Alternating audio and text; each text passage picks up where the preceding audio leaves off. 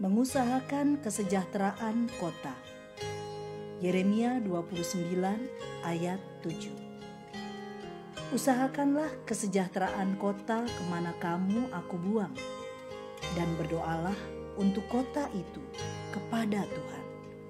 Sebab kesejahteraannya adalah kesejahteraanmu. Sahabat Iktus yang dikasihi Tuhan, semua orang merindukan untuk tinggal di tempat yang nyaman dan aman. Namun ada kalanya Tuhan mengizinkan situasi yang sebaliknya dari apa yang kita harapkan. Merebaknya virus COVID-19 menjadi ancaman bukan hanya untuk kota di mana kita tinggal, tetapi juga bagi bangsa kita dan bahkan banyak negara di dunia. Segala upaya untuk memberhentikan mata rantai penyebaran virus ini memang harus dilakukan. Tetapi hendaknya kita pun melihat apa yang menjadi tujuan Tuhan mengizinkan kita menghadapi situasi ini.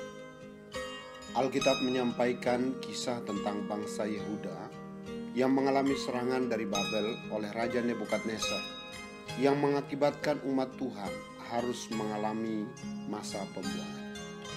Seluruh kebanggaan sebagai bangsa dan umat Allah kini telah lenyap.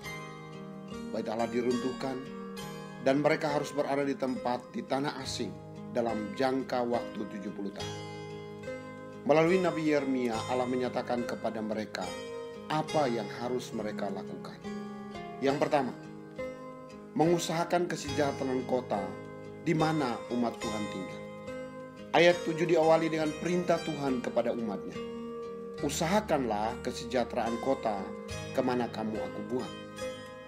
Dengan cara apa bangsa Yehuda mengusahakan kesejahteraan kota di mana mereka tinggal? Perhatikan Daniel, Sadrak, Mesak, dan Abednego yang hidup sebagai tawanan pada masa itu.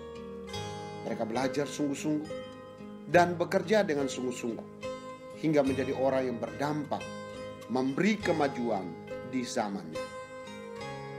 Yang kedua, doa sebagai kekuatan untuk mengusahakan kesejahteraan kota. Tuhan memberi perintah kepada umatnya untuk berdoa. Berdoalah untuk kota itu kepada Tuhan. Doa sebagai bukti kebergantungan umat kepada Tuhan, sekaligus menunjukkan kasih yang dimiliki umat terhadap lingkungan dan bangsanya, dan terhadap bangsa-bangsa lain di sekitarnya.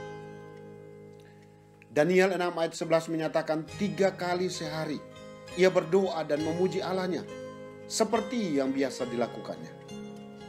Dan Daniel menjadi alat Tuhan yang kuat. Yang ketiga, berkat bagi mereka yang mengusahakan kesejahteraan kota. Bagian akhir ayat 7 menyatakan sebab kesejahteraannya adalah kesejahteraanmu. Bagian ini ditegaskan kembali di ayat 11 mengenai rancangan Tuhan, yakni rancangan damai sejahtera dan bukan rancangan kecelakaan, dengan tujuan untuk memberikan hari depan yang penuh harapan. Dengan adanya orang Israel di Babel, ada 9 kelompok suku mengenal Tuhan, yaitu orang Asyur, Babel, Kasdim, Medes, Persia, Mesir, Punisia, Moab, dan Filistin. Ini menunjukkan bahwa tujuan Tuhan tercapai. Umatnya diberkati dan menjadi berkat. Melalui keberadaan umat Tuhan di tengah pembuangan, bangsa-bangsa lain dapat mengenal Tuhan Allah Israel, yaitu Raja semesta alam. Sahabat Iktus, mengusahakan kesejahteraan kota di mana saya tinggal adalah dengan mengerjakan bagian saya secara maksimal. Belajar sungguh-sungguh, bekerja sungguh-sungguh, dan melakukan pelayanan dengan penuh kesungguhan. Sehingga kehadiran saya memberi dampak kemajuan bagi keluarga saya, bangsa dan negara Indonesia, bahkan dunia ini.